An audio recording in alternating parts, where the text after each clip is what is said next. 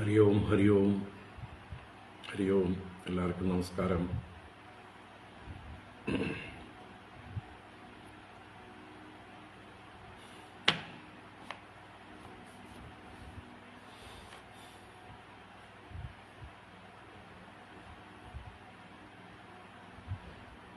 ഓം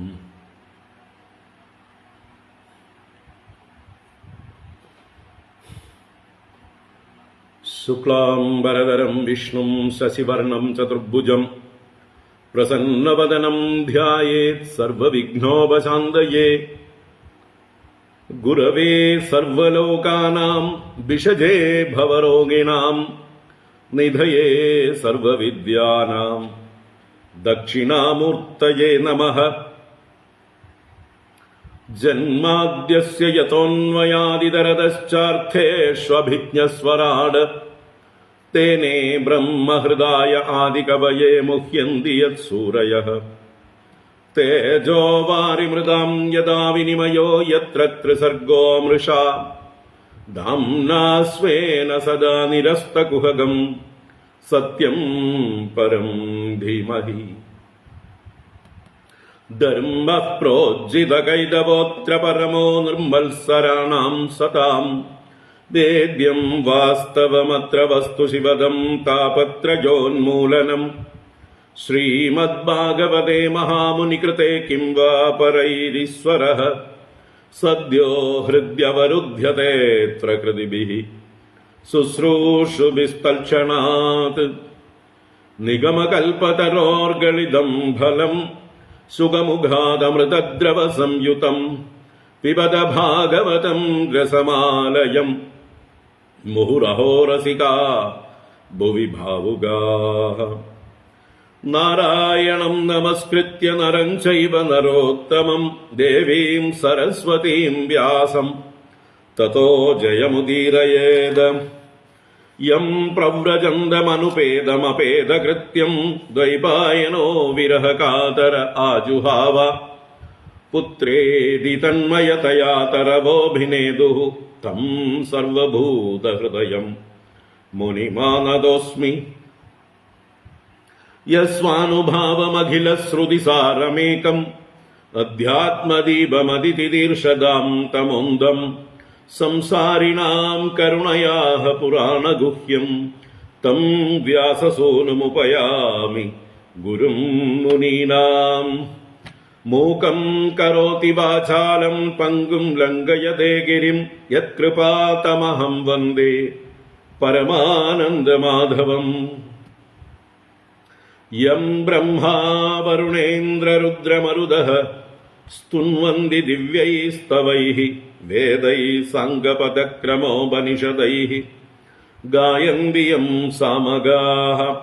ധ്യാനാവസ്ഥിതതദ്ഗതേന മനസാ പശ്യന്തി യം യോഗിനോ യസ്യാന്തം ന വിദുഃ സുരാസുരഗണാഃ ദേവായ തസ്മൈ നമഃ. കോമളം കൂജയൻ വേണും ശ്യാമളോയം കുമാരകഃ വേദവേദ്യം പരം ബ്രഹ്മ ഭാസതാം പുരതോ മമ. ഭൂതൈർമഹദ്ഭിർയയിമാ പുരോ വിഭുഃ നിർമായശേതേ യദമൂഷു പൂരുഷഃ ഭുങ്ക്തേ ഗുണാൻ ഷോഡശ ഷോഡശാത്മകഃ സോലങ്കൃഷീഷ്ട ഭഗവാൻ വജാംസി മേ. സച്ചിദാനന്ദരൂപായ വിശ്വോത്പത്യാദിഹേതവേ താപത്രയ വിനാശായ ശ്രീകൃഷ്ണായ വയം നുമഃ. കൃഷ്ണായ വാസുദേവായ ഹരയേ പരമാത്മനി പ്രണതക്ലേശനാശായ ഗോവിന്ദായ നമോ നമഃ. കൃഷ്ണായ വാസുദേവായ ദേവകീനന്ദനായ ച നന്ദഗോപകുമാരായ ഗോവിന്ദായ നമോ നമഃ. നമഃ പങ്കജനാഭായ നമഃ പങ്കജമാലിനേ നമഃ പങ്കജനേത്രായ നമസ്തേ പങ്കജാംഗ്രയേ. പീതാംബരം കരവിരാജിതശംഖചക്രകൗമോദഗീ സരസിജം കരുണാസമുദ്രം രാധാസഹായം അതിസുന്ദരമന്ദഹാസം വാതാലയേശമനിശം ഹൃദി ഭാവയാമി. വാതാലയേശമനിശം ഹൃദി ഭാവയാമി. ഓം നമോ ഭഗവതേ വാസുദേവായ. ഓം നമോ നാരായണായ. ശ്രീ ഗുരുവായൂരപ്പ ശരണം. ഓം നമഃ പരമഋഷിഭ്യോ നമഃ പരമഋഷിഭ്യഃ. ഓം ശ്രീ ഗുരുഭ്യോ നമഃ. നാരായണ നാരായണ.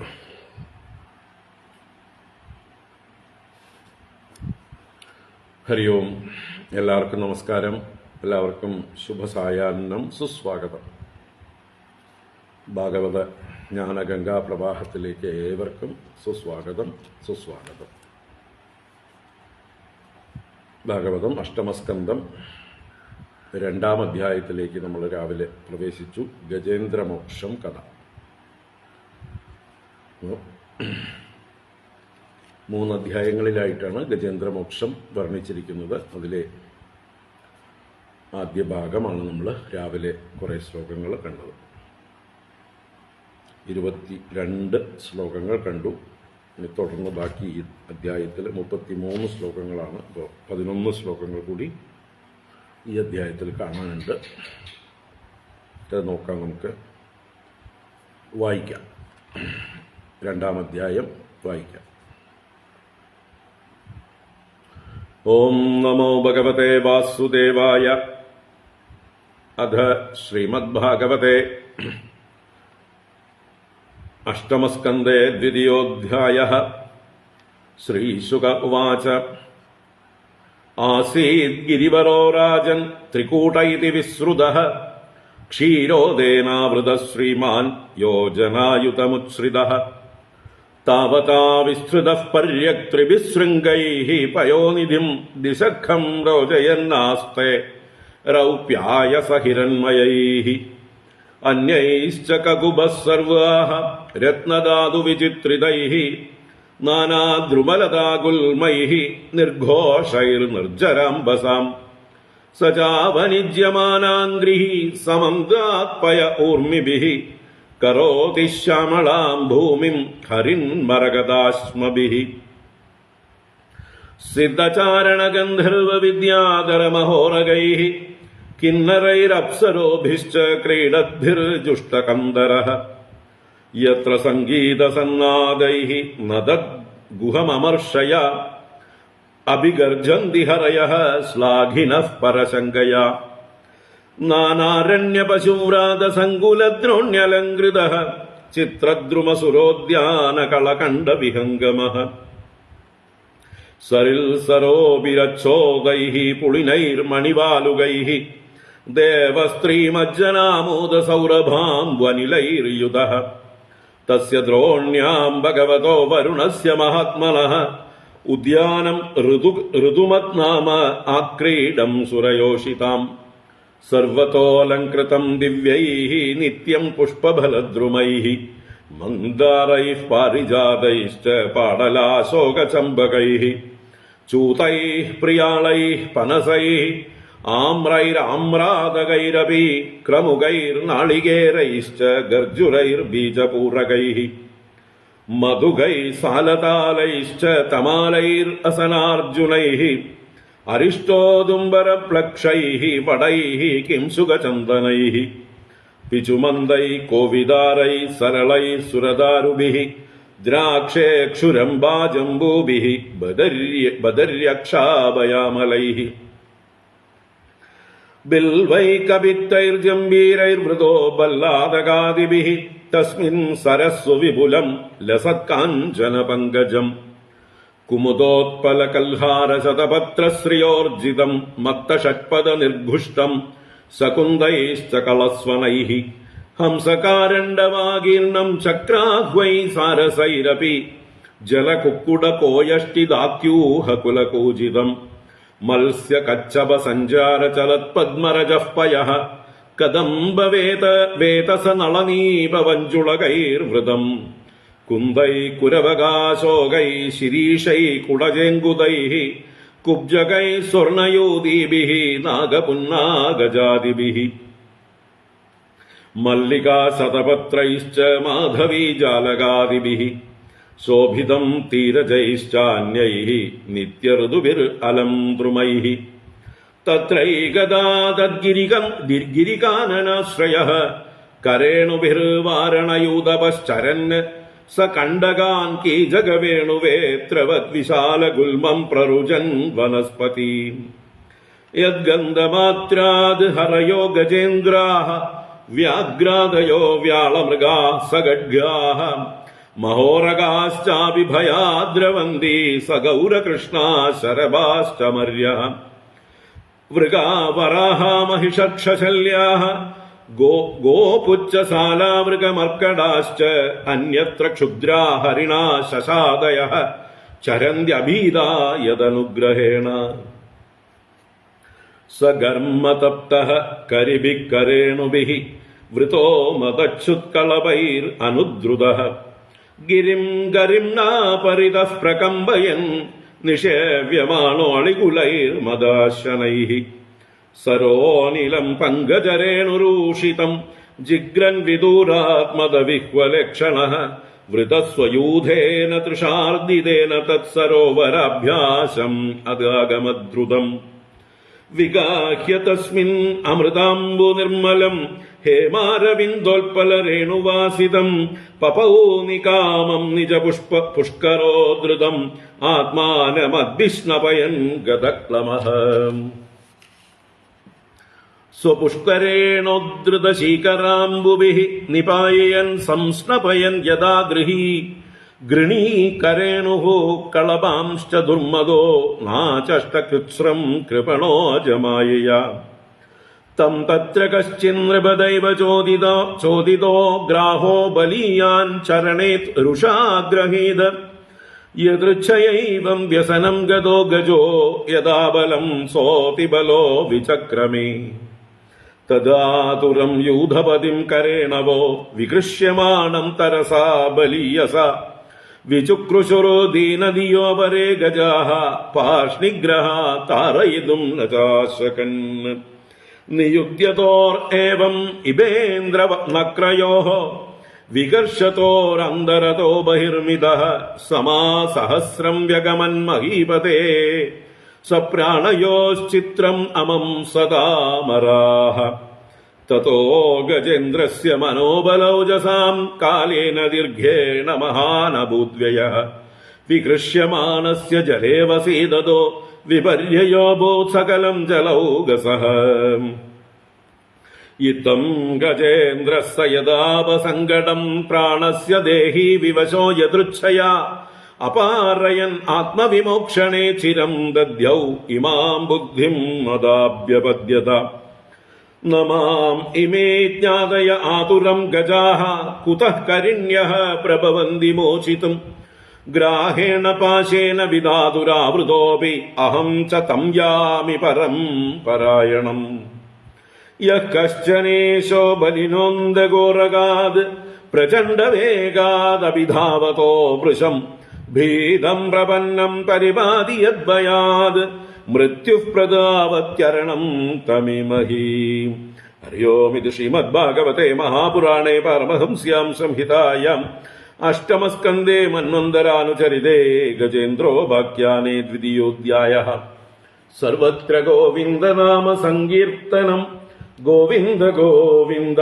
നാരായണാഖില ഗുരോ ഭഗവൻ നമസ്തേ. നാരായണാഖില ഗുരോ ഭഗവൻ നമസ്തേ. നാരായണാഖില ഗുരോ ഭഗവൻ നമസ്തേ. ഹരേ രാമ രാമ രാമ ഹരേ ഹരേ. ഹരേ കൃഷ്ണ കൃഷ്ണ കൃഷ്ണ ഹരേ ഹരേ.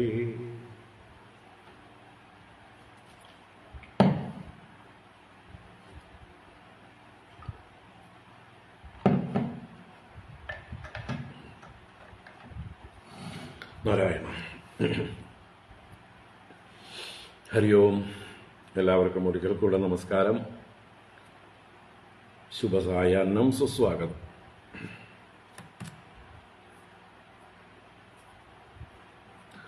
അപ്പോൾ ഭാഗവതം അഷ്ടമസ്കന്ധം 2-ാം അധ്യായം ഗജേന്ദ്രമോക്ഷത്തിന്റെ ആദ്യ ഭാഗം.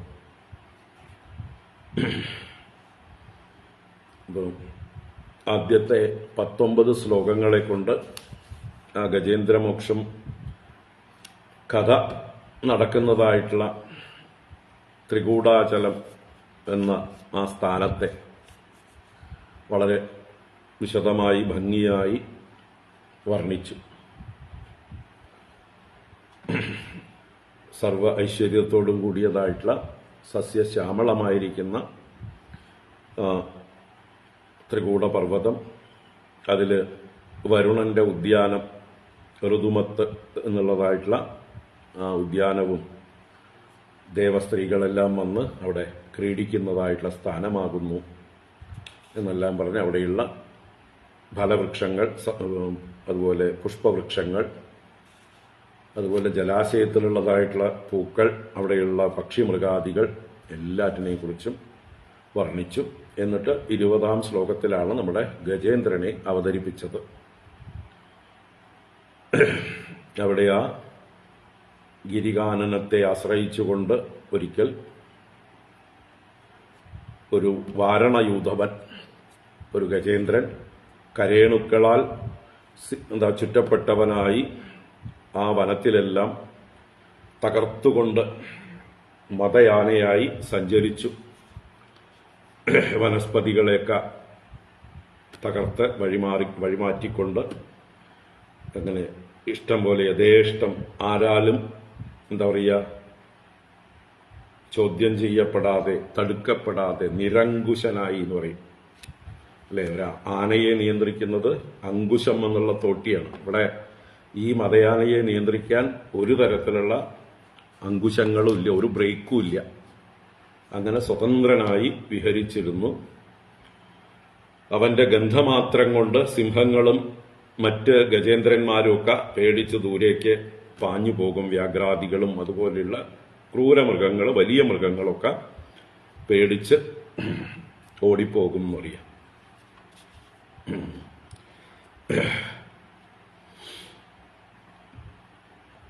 എന്നാൽ ചെറിയ മൃഗങ്ങൾക്ക് ഇവന്റെ തണല് ഒരു ആശ്വാസമായിരുന്നു.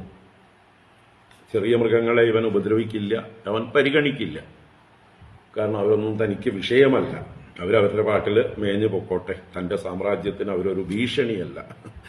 അതുകൊണ്ട് ആ ചെറിയ മൃഗങ്ങളെയൊക്കെ അതിന്റെ പാട്ടിൽ വിട്ടു. അതുകൊണ്ട് മൃഗാ വരാഹ മഹിഷ വൃക്ഷശല്യാഹ ഗോപുച്ഛ സാലാവൃഗ മർക്കടാശ്ച അന്യത്ര ക്ഷുദ്രാ ഹരിണാ ശശാദയ ചരന്തി അബീത യദനുഗ്രഹേണ.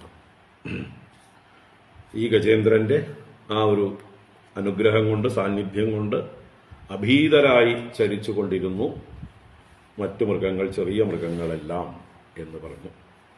അപ്പൊ അങ്ങനെയുള്ള ഗജേന്ദ്രന്റെ ആ ഒരു ഐശ്വര്യ പരിപൂർണമായിട്ടുള്ള അവസ്ഥ, രാജകീയമായിട്ടുള്ള അവസ്ഥ ആ ത്രികൂടാചലത്തിലെ ഒന്നാമനായി കഴിഞ്ഞുകൂടി, അനിഷേധ്യനായ നേതാവായി കഴിഞ്ഞുകൂടി. അതിനെക്കുറിച്ച് നമ്മുടെ മേൽപ്പത്തൂർ ഭട്ടതിരി അദ്ദേഹത്തിന്റെ നാരായണീയം ഇതില് ഒരു ചോദ്യം പോലെ ചോദിക്കുകയാണ്. ത്വൽഭക്താനാം കുത്രനോത്കൃഷ്ട ലാഭ. ഹേ ഗുരുവായൂരപ്പ, ത്വൽഭക്താനാം കുത്ര ന ഉത്കൃഷ്ട ലാഭ. അങ്ങയുടെ ഭക്തന്മാർക്ക് എവിടെയാണ് ഉത്കൃഷ്ട ലാഭം ഇല്ലാതിരിക്കുക? അങ്ങയുടെ ഭക്തന്മാർ എവിടെ പോയാലും ഉത്കൃഷ്ടന്മാരായി തീരും. അവരവിടുത്തെ ശ്രേഷ്ഠന്മാരായി, എല്ലാവരാലും ബഹുമാനിതരായി ശോഭിക്കും എന്നുള്ള ഭഗവാന്റെ ആ ഒരു അനുഗ്രഹത്തെ, വാത്സല്യത്തെ അവിടെ മേൽപ്പത്തൂര് സൂചിപ്പിക്കുകയാണ്. എന്തായാലും അദ്ദേഹം പൂർവജന്മത്തിൽ ഭഗവത് ഭജനം ചെയ്തിട്ടുണ്ട്. പക്ഷെ ഏത് രൂപത്തിലാണ് ഭജിച്ചിരിക്കുന്നത്? നിർഗുണ നിരാകാരമായ ആ ഒരു ഈശ്വരഭാവത്തെയാണ് അദ്ദേഹം ഉപാസിച്ചിട്ടുള്ളത്. എന്തായാലും നിർഗുണം ഭഗവാൻ തന്നെയാണ്, വിഷ്ണുവിനെ തന്നെ, അല്ലെങ്കിൽ ആ പരബ്രഹ്മം തന്നെയാണ് അദ്ദേഹത്താൽ ഉപാസിക്കപ്പെട്ടത്. അപ്പൊ അതിന്റെ ഫലമായിട്ടാണ് അദ്ദേഹത്തിന് യോഗഭ്രഷ്ടനായ അദ്ദേഹം അഗസ്ത്യ ശാപത്താൽ ഈ ഒരു ഗജേന്ദ്രനായി വന്ന് അവതരിച്ചിരിക്കുന്നു. അപ്പോൾ ആ കഥകളെല്ലാം നമുക്ക് കാണാം. അപ്പോൾ ഇനി ശരിക്കുള്ള ഒരു ഗജേന്ദ്രനെ മുതല പിടിക്കുന്നതായിട്ടുള്ള ആ ഭാഗത്തേക്ക് വരികയാണ് ഈ അധ്യായത്തിന്റെ അവസാന ഭാഗം. അപ്പോൾ വേനൽക്കാലത്ത് ബാക്കി എവിടെയും വെള്ളമില്ലാതെ വെള്ളം അന്വേഷിച്ച് നടക്കുമ്പോൾ താമരപ്പൂക്കളുടെ ഗന്ധം കാറ്റിൽ കിട്ടിയപ്പോൾ ആ ഗന്ധത്താൽ നയിക്കപ്പെട്ടവരായി ആനകൾ ഇവിടേക്ക് എത്തിച്ചേരുകയാണ്, ഈ ഒരു സരോവരത്തിലേക്ക്. എന്നിട്ട് ആ നല്ല വെള്ളത്തിൽ ഇറങ്ങി ജലക്രീഡകൾ ചെയ്ത് മതിയാവോളം ജലം കുടിച്ച് കുളിച്ച് ആഹ്ലാദിക്കുന്ന ആ രംഗം പറഞ്ഞിട്ട് അതിൻ്റെ ഇടയ്ക്കാണ് മൂപ്പര് പിടികൂടിയത് ഈ ഗ്രാഹം. പിന്നെ ഗ്രാഹവും ഗജേന്ദ്രനും തമ്മിലുള്ള യുദ്ധമാണ് പിന്നെ വർണ്ണിക്കുന്നത്. നമുക്ക് നോക്കാം. സഘർമ്മതപ്ത കരിഭിക്കരേണുഭിർ വൃതോ മദച്യുത്കളഭൈരനുദ്രുതഃ ഗിരിം ഗരിംനാപരിതഃ പ്രകമ്പയൻ നിഷേവ്യമാനോളികുലൈർമദാശനൈഃ. സഘർമ്മതപ്തകരിഭിക്കരേണുഭിഃ വൃതോ മദച്യുത്കളഭൈരനുദ്രുതഃ ഗിരിം ഗരിംനാപരിതഃ പ്രകമ്പയൻ നിഷേവ്യമാനോ അളികുലൈർമദാശനൈഃ. സഹ എന്ന് പറഞ്ഞാൽ ഇവിടുത്തെ കഥാനായകൻ അവൻ. ആരാണവൻ? ഗജേന്ദ്രൻ. ഘർമ്മതപ്തഃ. ഘർമ്മതപ്തഃ, ഘർമ്മം എന്നാൽ വേനൽ. വേനൽക്കാലത്തെയാണ് ഘർമ്മം എന്ന് പറയും. അപ്പോ ഘർമ്മതപ്തഃ, വേനലിനാൽ അല്ലെങ്കിൽ വെയിലിനാൽ തപിക്കപ്പെട്ടവനായിട്ട്, സൂര്യതാപം കൊണ്ട് തപിക്കപ്പെട്ടവനായിട്ട്. കരിഭിഹി കരേണുഭിഹി മദച്യുത് കളഭൈഹി വൃതഃ അനുദ്രുതഃ. കരികൾ എന്ന് പറഞ്ഞാൽ മറ്റ് ആനകൾ, ഇദ്ദേഹത്തിന് ഭീഷണിയല്ലാതെ ഇദ്ദേഹത്തിനെ അനുസരിച്ചു പോകുന്ന ആനക്കൂട്ടത്തിലെ മറ്റാനകൾ ഉണ്ടാവും അല്ലേ? ഇദ്ദേഹത്തിന് ഏകദേശം അതേ വലിപ്പത്തിലുള്ള അതേ ശക്തിയുള്ളതായിട്ടുള്ള ഗജേന്ദ്രന്മാരാണെങ്കിൽ ഒരു മത്സരം ഉണ്ടാവും.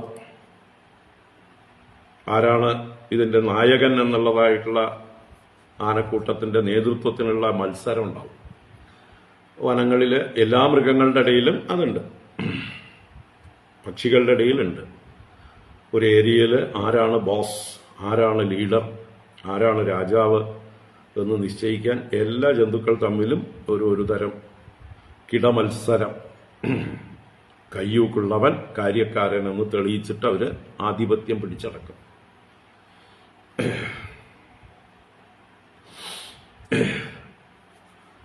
അതെല്ലാ ജന്തുക്കളുടെ ഇടയിലും കാണാമെന്ന് പറയാം.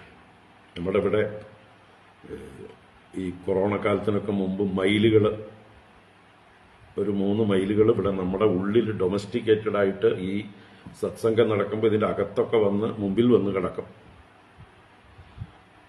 കൊച്ചു കുഞ്ഞുങ്ങളായിരിക്കുമ്പോൾ നമ്മൾ അതിന് ഭക്ഷണമൊക്കെ കൊടുത്ത് നമ്മുടെ ശരീരത്തിൽ വളർന്നതാണ്.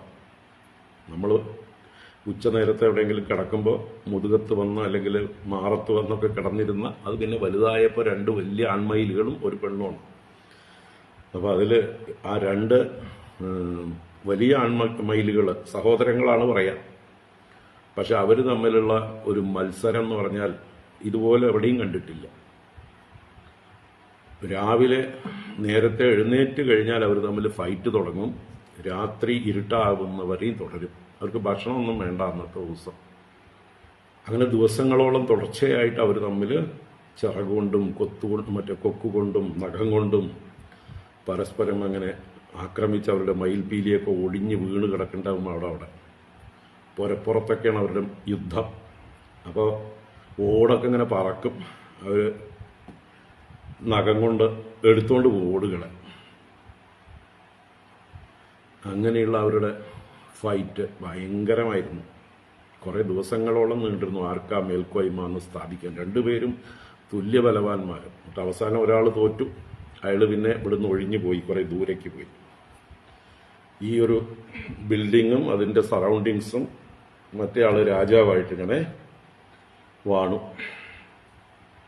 അനുജൻ അല്ലെങ്കിൽ തോറ്റ ആള് ഈ ബിൽഡിങ്ങിനോട് ചേർന്ന് മുറ്റത്തൊന്നും വരില്ല. അവൻ കുറെ ദൂരേക്ക് മാറി എന്ന് പറയും. അവൻ പിന്നെ അകന്നകന്നു പോയി. പിന്നെ ഇവൻ ആളുകളെയൊക്കെ ഉപദ്രവിക്കാൻ തുടങ്ങി. ഇവിടെ വരുന്ന ആൾക്കാരെയൊക്കെ കൊത്താനും ആക്രമിക്കാനും ഒക്കെ തുടങ്ങി. ഈ ഉമ്മറപ്പടിയിലേ കിടക്കുള്ളൂ, ആർക്കും ഇതിൻ്റെ അകത്തേക്ക് വരാനും പോകാനും പറ്റാത്ത രീതിയിൽ. നമ്മളെ നേരിട്ട് ഉപദ്രവിക്കില്ല ഇവിടെയുള്ള ആളുകളെ, പക്ഷെ ആളുകൾ വരുമ്പോൾ, പുതിയ ആളുകൾ വരുമ്പോൾ അവരെ ഉപദ്രവിക്കാൻ ചെല്ലുമ്പോൾ നമ്മൾ തടയാൻ ചെന്നാൽ അപ്പം നമുക്കും കിട്ടും. അവന്റെ ഇതിന് തടയാൻ പാടില്ല ആരും. ആരെങ്കിലും കുട്ടികൾ, സ്ത്രീകളൊക്കെയാണ് കൂടുതലായിട്ട് വരുമ്പോൾ അവരെ ആക്രമിക്കുക. അപ്പം നമ്മൾ അതിൻ്റെ ഇടയ്ക്ക് കയറി തടയാൻ ചെന്നാൽ നമുക്കും കിട്ടും. ചിലപ്പോൾ ചിറവ് കൊണ്ട് അടി, കൊക്ക് കൊണ്ട് കൊത്ത്, മാന്ത് ഒക്കെ കിട്ടിയെന്ന് വരും. അങ്ങനെ കുറച്ച് പേർക്കൊക്കെ പരിക്ക് പറ്റി. ഇവിടെ നമ്മുടെ ചിദാനന്ദപുരി സ്വാമിജികൾ ഒരിക്കൽ സ്റ്റേജിൽ പ്രസംഗിച്ചുകൊണ്ടിരിക്കുമ്പോൾ ഒരു 10-500 പേര് ഇരിപ്പുണ്ട്. അതിൻ്റെ മുമ്പിൽ വന്നിരിക്കുക. പോവാൻ പറഞ്ഞാലും പോവില്ല. അവസാനം മുമ്പിലിരുന്ന ഒരാളുടെ നെറ്റിയിലൊരു കൊത്തും ചെവിയിൽ മാന്തും ചെയ്ത് നെറ്റിയിൽ 5 സ്റ്റിച്ച് ഇടേണ്ടി വന്നു അയാൾക്ക്. ഇവിടെ വന്നിരുന്ന പ്രഭാഷണം കേൾക്കാൻ വന്ന ആളാണ്. അപ്പം അങ്ങനെയുള്ള ആ സ്വഭാവം, ഈ ഡോമിനേറ്റിംഗ് മൃഗീയമായിട്ടുള്ള സ്വഭാവം അല്ലേ, അത് തന്നെയാണ് നമ്മുടെ കോളേജുകളിലെ പിള്ളേരുടെ ഇടയിലും ഇപ്പം കാണുന്നത്. അതിവിടെ വന്ന ആ കാലത്ത് വന്നവർക്കൊക്കെ മിക്കവാറും ഒക്കെ അതിനെ പേടിച്ചിട്ട് വരാൻ തോന്നില്ല. എല്ലാവരുടെയും പുറകെ പോകും. അപ്പം അങ്ങനെയുള്ള അവരുടെ ആ മത്സരം, രാവിലെ തൊട്ട് വൈകുന്നേരം വരെ കൊത്തി ജയിക്കുക എന്നുള്ളത് ഒരു കലിയോട് കൂടിയിട്ടുള്ള മത്സരമായിരുന്നു. പിരിച്ചുവിടാൻ പറ്റില്ല ആർക്കും.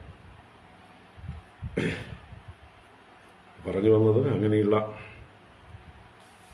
ആ വൈൽഡ് അനിമൽസിന്റെ ഇടയിലുള്ള, അല്ലെങ്കിൽ പക്ഷികളുടെ ഒക്കെ ഇടയിലുള്ളതായിട്ടുള്ള സ്വഭാവം. ഇവിടെ ഈ ആനകളെടുത്ത് ഒതുങ്ങിപ്പോകുന്നവർ, അനുസരണയുള്ളവർക്ക് പുറകെ കൂടാം. ബാക്കിയുള്ള മതയാനകൾ വേറെ ഉണ്ടെങ്കിൽ അവർ പേടിച്ച് ദൂരേക്ക് മാറിപ്പോകും, ഒപ്പം നിൽക്കാൻ പറ്റില്ല. അതാണ് ഇവിടെ പറഞ്ഞു വന്നത്.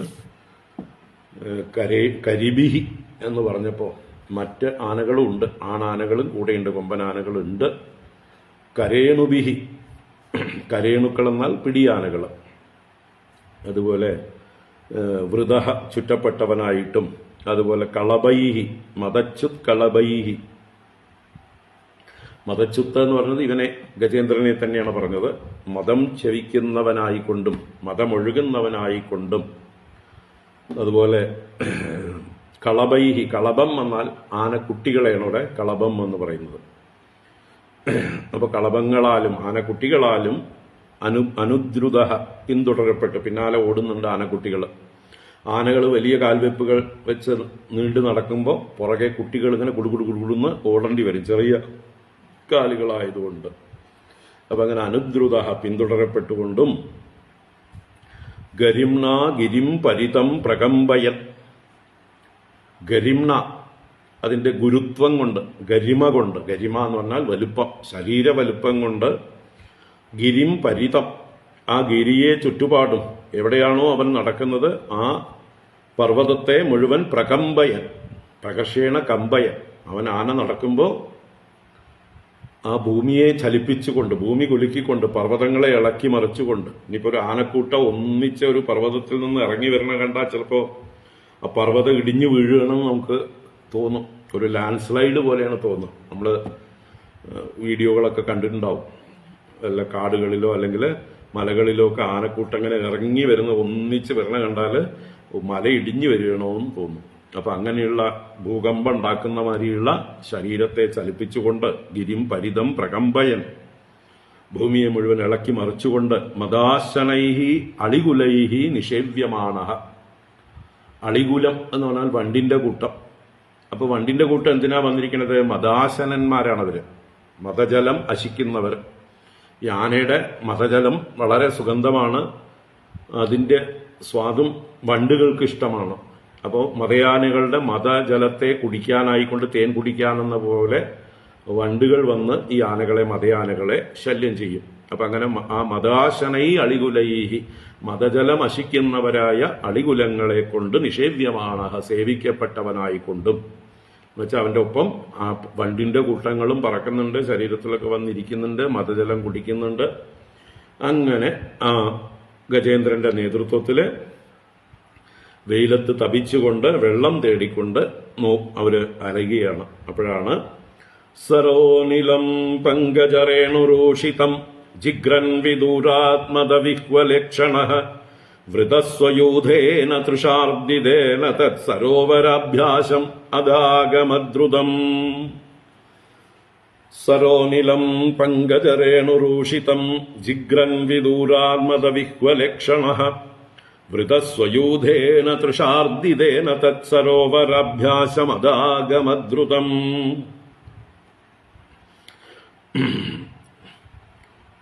സരഹ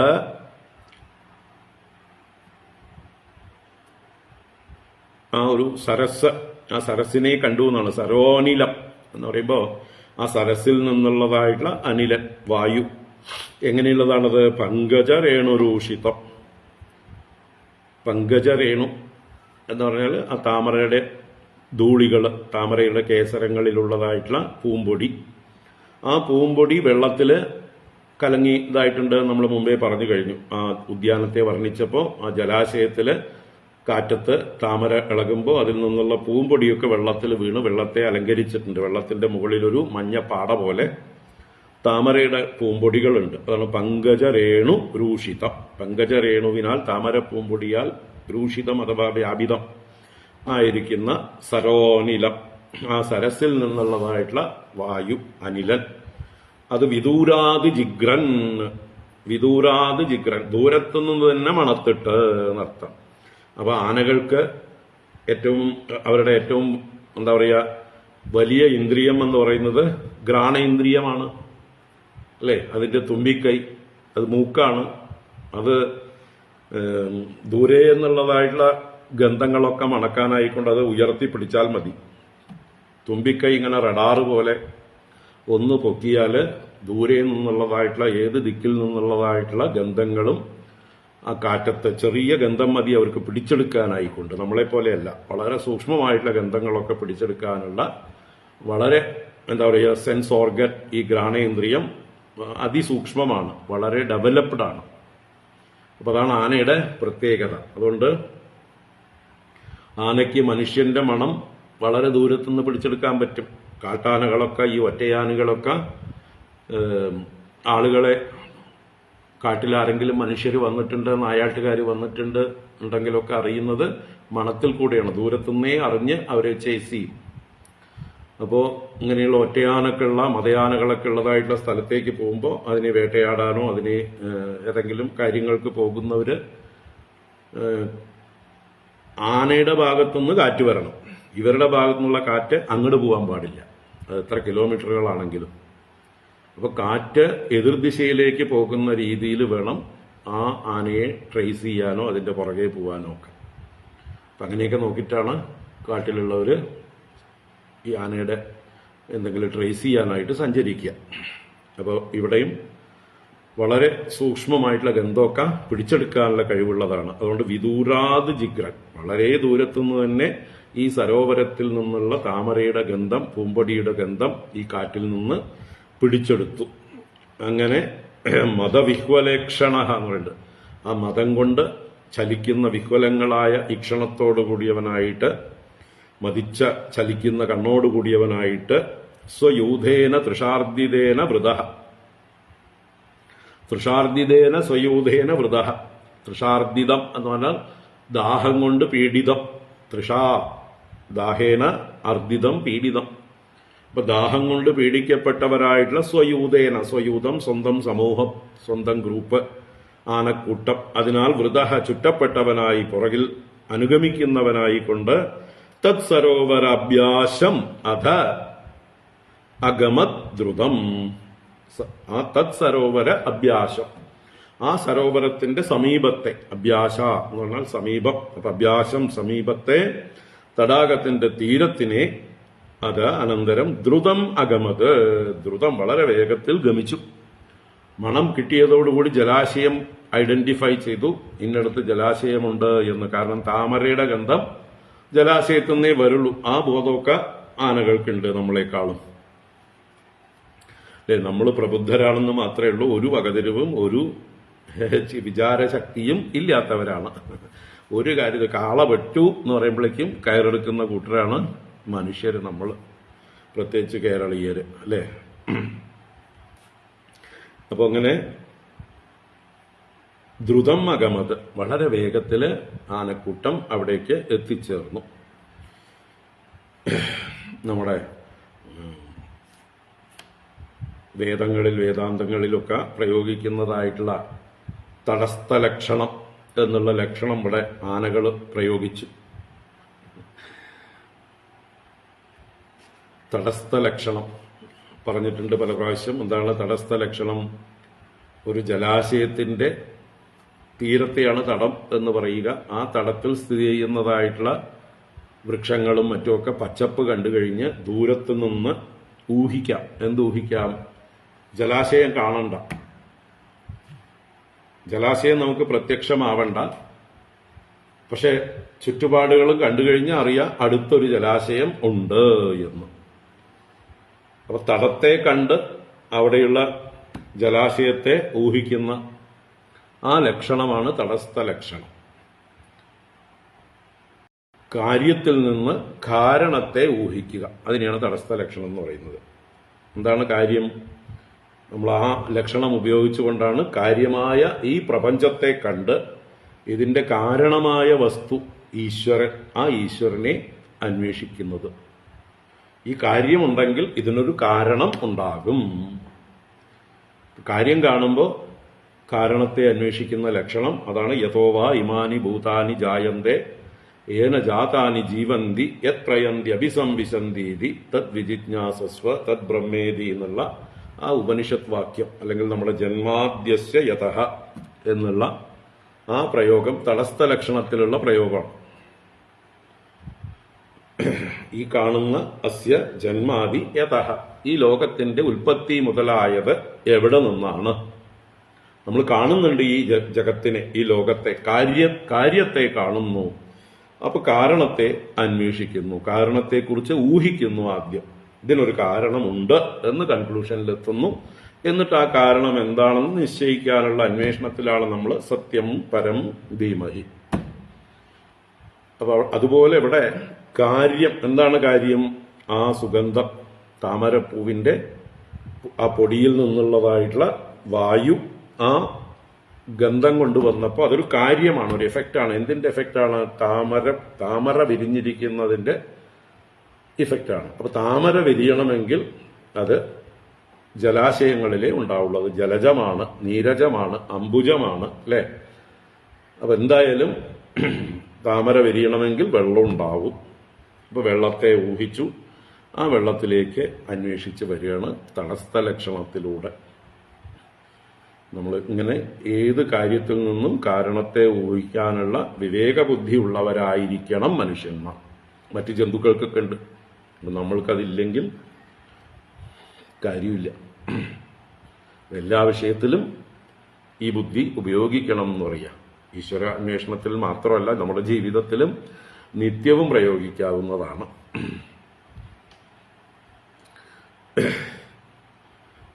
അപ്പോ സരോനിലം പങ്കജരേണുരൂഷിതം ജിഗ്രൻ വിദൂരാത്മത വിഹ്വലേക്ഷണഃ വൃതസ്വയൂഥേന തൃഷാർദിതേന തത്സരോവരാഭ്യാസം അധാഗമദ്രുതം.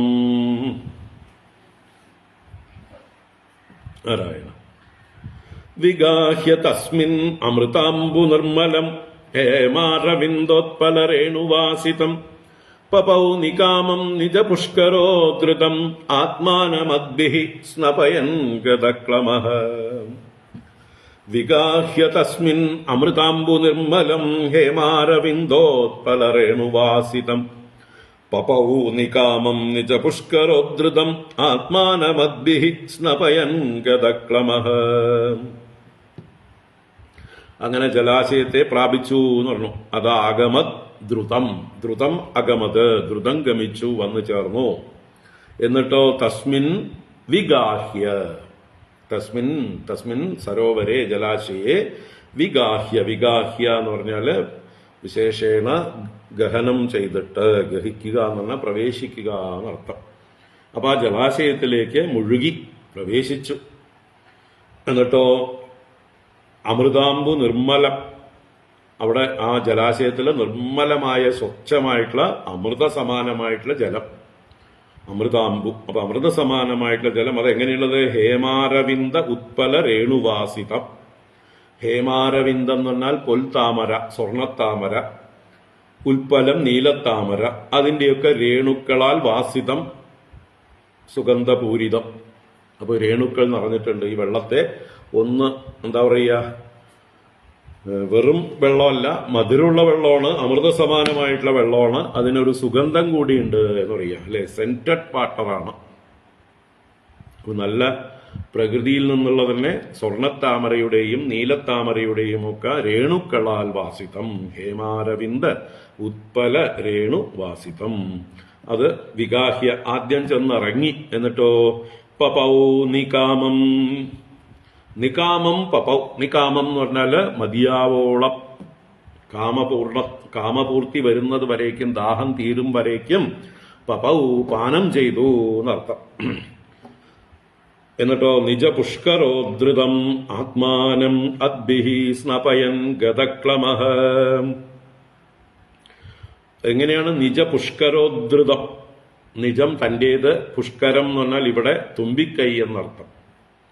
പുഷ്കര ശബ്ദത്തിന് പല അർത്ഥങ്ങളുണ്ട്. ആകാശം എന്ന്, താമര എന്ന്, ഇവിടെ കയ്യ്, തുമ്പിക്കൈ, ആനയുടെ തുമ്പിക്കൈന് പുഷ്കരം എന്ന് പേര്.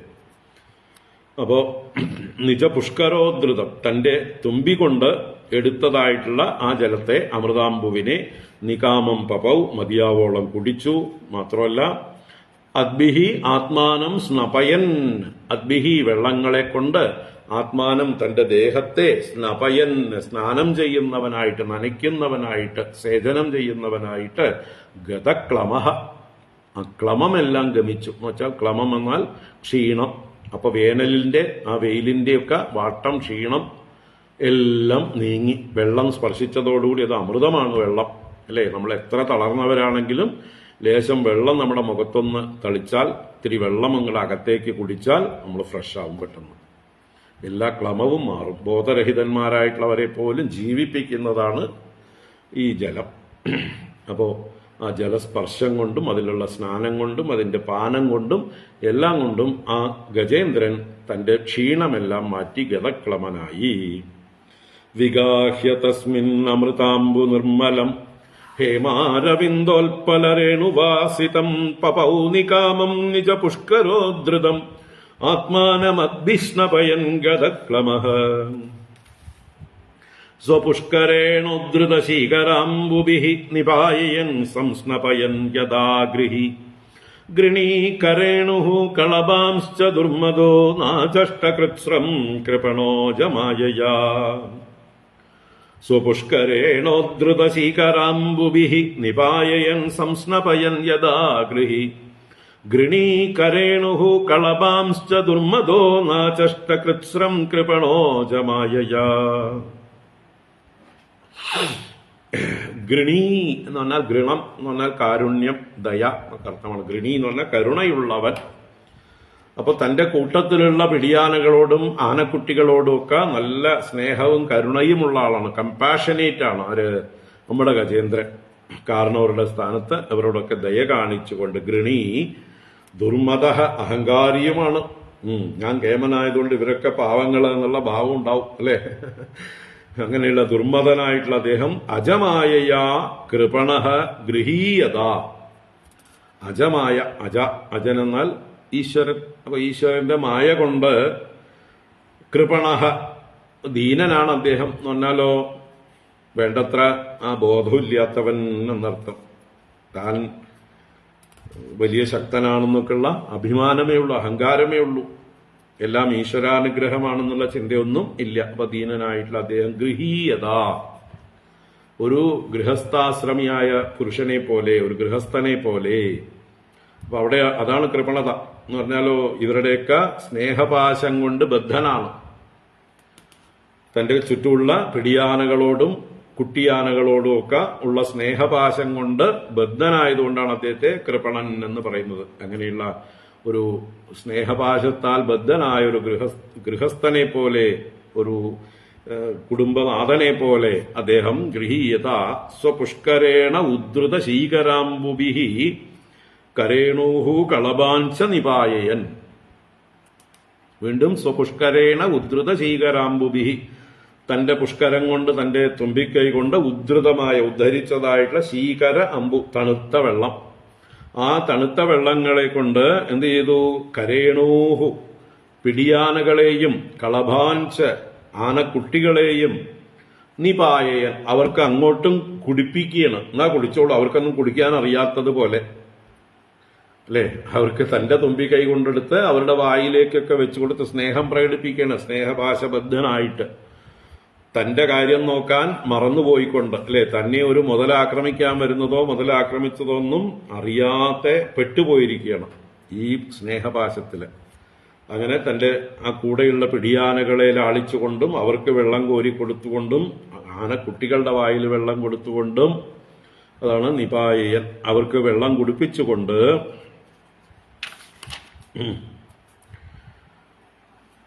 സംസ്നപയൻ കൃത്സ്രം ന ആചഷ്ട. സംസ്നപയൻ, അവരെ സ്നാനം ചെയ്യിക്കുന്നുണ്ട്. തന്റെ കുളിയൊക്കെ കഴിഞ്ഞപ്പോ ഇനി മറ്റവരെയും കൂടി കുളിപ്പിക്കലാണ്. വെള്ളം കോരി കോരി തുമ്പിക്കൈ കൊണ്ടെടുത്ത് അവർക്കുമൊക്കെ അവരുടെ മേലേക്കൊക്കെ എറിഞ്ഞ് അവരെയൊക്കെ കുളിപ്പിക്കുകയാണ്, അവരെയും സന്തോഷിപ്പിക്കുകയാണ്, അവരെ തണുപ്പിക്കുകയാണ്. അങ്ങനെ സംസ്നപയന് കൃത്സ്രം ന ആചഷ്ട. കൃത്സ്രം എന്ന് പറഞ്ഞാൽ ക്ലേശം, ആപത്ത്. ന ആചഷ്ട, കണ്ടില്ല, അദ്ദേഹത്തിന്റെ കണ്ണിൽ പെട്ടില്ല എന്നർത്ഥം. കാരണം അദ്ദേഹം ദുർമതനായിരുന്നു, അഹങ്കാരിയായിരുന്നു. എന്നെ ആരെന്ത് ചെയ്യാൻ, ഞാൻ ആരാ മോൻ എന്ന് തന്റെ ആ ശക്തിയില് അമിതമായി അഹങ്കരിച്ചുകൊണ്ട് തന്റെ കൂടെയുള്ളവരോടുള്ള ആ സ്നേഹം കൊണ്ട്, ദയ കൊണ്ട്, ആ പാശത്താൽ ബദ്ധനായി അവർക്കാരാ ഉള്ളത്, ഞാനല്ലാതെ, ഞാനല്ലേ അവരുടെ രക്ഷകൻ എന്ന മട്ടില് തന്റെ ആ വലുപ്പത്തെ പ്രകടിപ്പിച്ചുകൊണ്ട് ഇവരെയൊക്കെ ലാളിച്ചുകൊണ്ട് അവർക്ക് വെള്ളമൊക്കെ കോരി കൊടുത്തുകൊണ്ട് കുളിപ്പിച്ചുകൊണ്ടും ഒക്കെ അങ്ങനെ കഴിയണം. അതാണ് കൃപണത്വം. ആരാണ് കൃപണൻ? ആരാണോ ഈ മനുഷ്യജന്മം കിട്ടി ഇവിടെ വന്ന് ചെയ്യേണ്ടത് ചെയ്യാതെ കിട്ടിയ ആ എന്താ പറയുക സൗഭാഗ്യത്തെ വേണ്ട പോലെ ഉപയോഗിക്കാതെ ഇവിടുന്ന് വീണ്ടും സംസാരത്തിലേക്ക് തന്നെ പോകുന്നവനാണ് കൃപണൻ, അല്ലേ? ആർക്കാണോ അക്ഷരത്തെ അറിയാതെ ഇവിടെ നിന്ന് മരണം വരിച്ചു പോകുന്നത്, അവരെയാണ് കൃപണൻ എന്ന് പറയുന്നത്. അപ്പൊ ആ ഒരു തലത്തിൽ തന്നെ ഇവിടെ ഗൃഹിയായിട്ടുള്ള ഒരു ഗൃഹസ്ഥനെ പോലെ നമ്മുടെ കഥാനായകനായിട്ടുള്ള ഗജേന്ദ്രൻ തന്റെ ആപത്തിനെ മറന്നുകൊണ്ട്, അറിയാതെ, കാണാതെ, അഹങ്കാരത്താൽ ഭ്രമിച്ചവനായി, സ്നേഹപാശത്താൽ ബദ്ധനായി, അങ്ങനെ ഈ ഗൃഹികൾ സംസാരത്തിൽ കഴിയുന്നത് പോലെ ഗൃഹമാകുന്ന അന്ധകൂപത്തിൽപ്പെട്ട് ഭ്രമിക്കുന്നത് പോലെ ഈ ജലാശയത്തില് മൂപ്പരും കഷ്ടം വന്നത് കണ്ടില്ല, ആപത്ത് വന്നത് കണ്ടില്ല. നമ്മളും അതെ, മരണം വരുന്നത് അറിയില്ല. എപ്പോഴാണ് നമുക്ക് ആപത്ത് വരിക, മരണം വരിക, യമൻ വരിക എന്നുള്ളത് അറിയാതെ ഇങ്ങനെ മുഴുകിയിരിക്കും. തം തത്ര കശ്ചിന്നൃപദൈവ ചോദിതോ ഗ്രാഹോ ബലീയാൻ ശരണേരുഷാഗ്രഹീത യദൃച്ഛയൈവം വ്യസനം ഗതോ ഗജോ യഥാ ബലം സോതി ബലോ വിചക്രമേ. തം തത്ര കശ്ചിന്നൃപദൈവ ചോദിതോ ഗ്രാഹോ ബലീയാൻ ശരണേരുഷാഗ്രഹീത യദൃച്ഛയൈവം വ്യസനം ഗതോ ഗജോ യഥാ ബലം സോതി ബലോ വിചക്രമേ.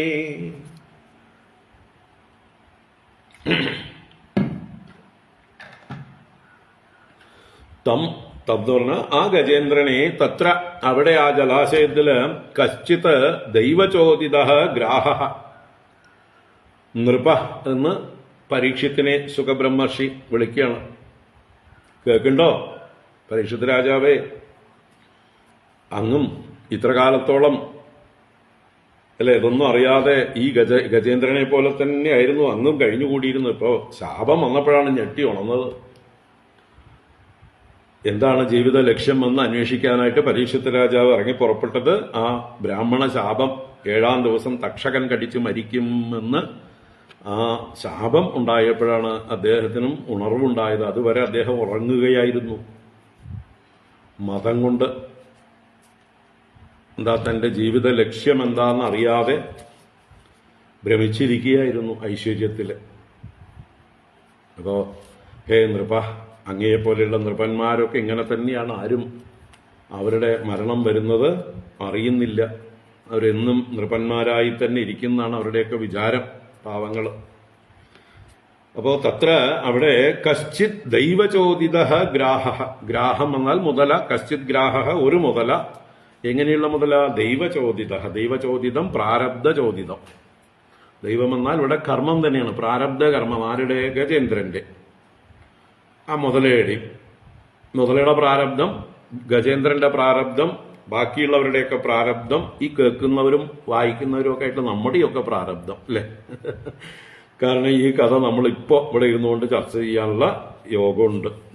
അപ്പോൾ തീർച്ചയായിട്ടും ഈശ്വര ചോദിതം, ദൈവചോദിതം, പ്രാരബ്ധ ചോദിതം ആയിരിക്കുന്ന ഗ്രാഹം.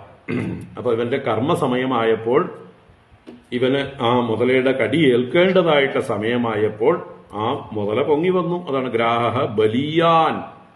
സാധാരണ ഗ്രാഹമൊന്നുമല്ല, നല്ല ശക്തനായിട്ടുള്ള ബലവാനായിട്ടുള്ള ഒരു ഗ്രാഹം. ചരണേ രുഷാ അഗ്രഹീത്, ചരണേ അവന്റെ പാദത്തിൽ, രുഷാ രോഷത്തോടുകൂടെ, അഗ്രഹീത് ഗ്രഹിച്ചു, പിടിച്ചു. എന്തുകൊണ്ട് രോഷം? രോഷം തന്റെ സാമ്രാജ്യമാണ് ജലാശയം, അല്ലെ? മുതലകളുടെ സാമ്രാജ്യമാണ് ജലാശയം. അങ്ങനെയുള്ളിടത്ത് ഈ കരയിലെ ജന്തു വന്ന് അതിക്രമങ്ങൾ കാണിക്കുന്നു. മിണ്ടാതെ വന്ന് ഒരു സൈഡിൽ നിന്ന് വെള്ളം ദാഹിച്ചു കുടിച്ചു പോയി എന്നല്ല, വന്ന കാര്യം നോക്കിയിട്ട് പോകാതെ കലക്കി മറിച്ച് തന്റെ കാര്യം കഴിഞ്ഞ് പിന്നെയും മറ്റ് എന്താ പറയുക, കരുണികളുടെയും കളഭങ്ങളുടെയും എല്ലാവരുടെ കാര്യത്തിനുമായിട്ട് അങ്ങനെ ആ ജലാശയത്തെ ഇങ്ങനെ കലക്കി മറിച്ചുകൊണ്ട് മതിക്കുകയാണ്. അപ്പൊ പിന്നെ അസ്വസ്ഥനായി അവിടെയുള്ള ജലവാസിയായിട്ടുള്ള മുതല. അതുകൊണ്ട് ദേഷ്യം കൊണ്ട് രുഷാഗ്രഹീത്, രോഷം കൊണ്ട് ഗ്രഹിച്ചു. അങ്ങനെ എതിർച്ചയാ ഏവം വ്യസനംഗതോ ഗജഃ. എതിർച്ചയ പ്രതീക്ഷിക്കാതെ, അദ്ദേഹം ഇച്ഛിച്ചില്ല, അങ്ങനെ ആഗ്രഹിച്ചില്ല, അല്ലെങ്കിൽ പ്രതീക്ഷിച്ചില്ല, ഈശ്വരേച്ഛ കൊണ്ട് തന്നെ ഇപ്രകാരം ഏവം വ്യസനംഗത ഗജഃ, ഈ ഒരു വ്യസനത്തെ, ഈ ഒരു ആപത്തിനെ ഗതനായി പ്രാപിച്ചവനായി ആ ഗജേന്ദ്രൻ. എന്നിട്ടോ തന്നെ ആരോ പിടിച്ചിട്ടുണ്ട് എന്ന് മനസ്സിലാക്കി. ആ ബോധം വന്നപ്പോഴേക്കും കുറച്ച് വൈകി പോയി കഴിഞ്ഞു. എന്നിട്ട് യഥാബലം സോതിബലോ വിചക്രമേ സഹ അതിബല. ആള് മോശക്കാരനൊന്നുമല്ല, നമ്മൾ കണ്ടൂല അയാളുടെ ശക്തിയും പ്രാഗൽഭ്യവും ഒക്കെ. അപ്പോ അതിബലനാണ് ആള്, നല്ല ശക്തനാണ്. അങ്ങനെ ശക്തനായിട്ടുള്ള ഗജേന്ദ്രൻ യഥാബലം വിചക്രമേ, തന്റെ ശക്തിക്കനുസരിച്ച്, ബലത്തിനനുസരിച്ച് അദ്ദേഹം വിചക്രമേ തന്റെ പരാക്രമം കാണിച്ചു. തന്റെ കാലെടുത്ത് മുന്നോട്ട് വെക്കാനായിട്ട്, കരയിലേക്ക് വെക്കാനായിട്ട് അദ്ദേഹം പരിശ്രമിച്ചു, വിക്രമിച്ചു. അതാണ് വിചക്രമേ. വിക്രമം എന്ന് പറഞ്ഞാൽ കാലെടുത്ത് വെക്കലാണ്. അപ്പോൾ കാല് കുടഞ്ഞ് തന്റെ കാലിൽ പിടിച്ചിരിക്കുന്ന മുതലയെ നിസ്സാരമായി കണ്ടുകൊണ്ട് ആദ്യം തുടങ്ങിയിട്ടുണ്ടാവും. പിന്നെ ഇത് നിസ്സാരമല്ല എന്ന് മനസ്സിലാക്കിയപ്പോൾ തന്റെ ശക്തി മുഴുവൻ ഉപയോഗിച്ചുകൊണ്ട്, അതാണ് യഥാബലം, തന്റെ ബലത്തിനനുസരിച്ച് തന്റെ പരാക്രമം കാണിച്ചു തുടങ്ങി. പക്ഷേ തഥാതുരം യൂതപതിം കരേണവോ വികൃഷ്യമാണം തരസാ ബലീയസ വിചുക്രുശുരു ദീനധിയോ പരേ ഗജാഃ പാർഷ്ണിഗ്രഹാസ്താരയിതും ന ചാശകൻ. തഥാതുരം യൂതപതിം കരേണവോ വികൃഷ്യമാണം തരസാ ബലീയസ വിചുക്രുശുരു ദീനധിയോ പരേ ഗജാഃ പാർഷ്ണിഗ്രഹാ താരയിതും ന ചാശകൻ.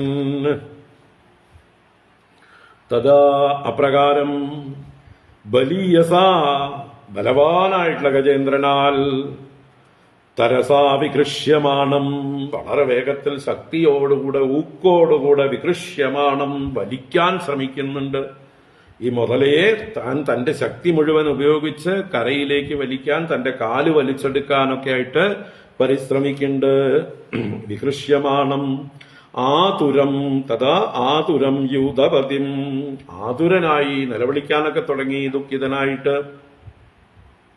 അങ്ങനെയുള്ള യൂതപതി അവരുടെ ഗ്രൂപ്പ് ലീഡർ, അവരുടെ പതി, ആ എന്താ പറയുക സംഘനാഥനായിരിക്കുന്ന ആ ഗജേന്ദ്രനെ കരേണവഹ വിചുക്രുശുഹു, പിടിയാനകള് ഇദ്ദേഹത്തിന്റെ പരാക്രമം കണ്ടിട്ട് അദ്ദേഹത്തെ മനസ്സിലായി. പിടിയാനകളൊക്കെ കൂടി കരയ്ക്ക് ഓടിക്കേറി നിലവിളിച്ചു. പിടിയാനകൾക്ക് അത്രയല്ലേ പറ്റുള്ളൂ, അല്ലേ? രക്ഷിക്കാൻ പറ്റാതെ അവര് കരയ്ക്ക് കയറി അവരുടെ ജീവൻ ആദ്യം രക്ഷിച്ചുകൊണ്ട് കരയിൽ നിന്ന് വാവിട്ട് നിലവിളിച്ചു, തമ്പിച്ചു, ആക്രോശിച്ചു. മറ്റാനകളുണ്ട്, അവര് അപരേ ഗജാഹ, അപരന്മാരായ ഗജങ്ങൾ, കൊമ്പനാനകൾ, മറ്റ് കൂടെയുള്ളതായിട്ടുള്ള ആ സഖാക്കളായിട്ടുള്ള ആനകള് എന്ത് ചെയ്തു? ദീനദിയ പാർഷ്ണിഗ്രഹാഹ, ദീനബുദ്ധികളായിട്ട്, അല്ലെങ്കിൽ ദീനദിയ എന്നുള്ളത് ആ കരേണുക്കൾക്കിരിക്കട്ടെ, ഇവര് ആണുങ്ങള് പിന്നാലെ പാർഷ്ണിഗ്രഹാഹ, പാർഷ്ണി എന്ന് പറഞ്ഞാൽ പിന്നാമ്പറം, അപ്പൊ പിന്നിൽ നിന്ന് പിടിച്ചു വലിച്ച് താറയിതും ഇദ്ദേഹത്തെ വെള്ളത്തിൽ നിന്ന് കരകയറ്റാനായിക്കൊണ്ട് പരിശ്രമിച്ചു. അപ്പൊ പല ആനകളും ഇദ്ദേഹത്തെ തുമ്പി കൊണ്ടൊക്കെ ചുറ്റിപ്പിടിച്ചൊക്കെ വലിച്ചൊക്കെ നോക്കി. പക്ഷെ താറയിതും നാശകൻ, ശക്തിയുള്ളവരായില്ല, ശക്തരായി തീർന്നില്ല. അവരുടെ ശക്തിയൊന്നും ഈ മുതലയുടെ ശക്തിയുടെ മുമ്പില് നിഷ്പ്രഭമായി പോയി. അപ്പൊ ആർക്കും രക്ഷിക്കാൻ കഴിഞ്ഞില്ല. അങ്ങനെ നിയുധ്യതോർ ഏവം ഇഭേന്ദ്രനക്രയോ വികർഷതോരന്തരതോ ബഹിർമിദഃ സമാസഹസ്രം വ്യഗമന്മഹീപദേ സപ്രാണയോശ്ചിത്രമമം സദാമരാഃ. നിയുധ്യതോർ ഏവമിഭേന്ദ്രനക്രയോ വികർഷതോരന്തരതോ ബഹിർമിദഃ സമാസഹസ്രം വ്യഗമന്മഹീപദേ സപ്രാണയോശ്ചിത്രമമം സദാമരാഃ. നിയുധ്യതോഹോ ഏവം, ഏവം നിയുധ്യതോഹോ, ഇപ്രകാരം യുദ്ധം ചെയ്യുന്നവർ, ദ്വന്ദ്വയുദ്ധം ചെയ്യുന്നവർ പരസ്പരം യുദ്ധം ചെയ്യുന്നു. നിതരാം യുദ്ധ്യതോഹോ എന്നാണ് നിയുദ്ധ്യതോഹോ, നല്ലപോലെ യുദ്ധം ചെയ്യുന്നവര് ആരാണ്?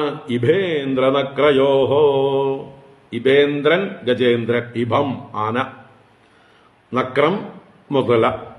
അപ്പോ ഇഭേന്ദ്രനക്രയോഹോ ഏവം വിയുദ്ധ്യതോഹോ, ഇപ്രകാരം ഈ ഗജേന്ദ്രനും നക്രവും കൂടി യുദ്ധം ചെയ്തുകൊണ്ടിരിക്കുമ്പോൾ എന്ന് സപ്തമി പ്രയോഗം, സപ്തമി ദ്വിവചനം.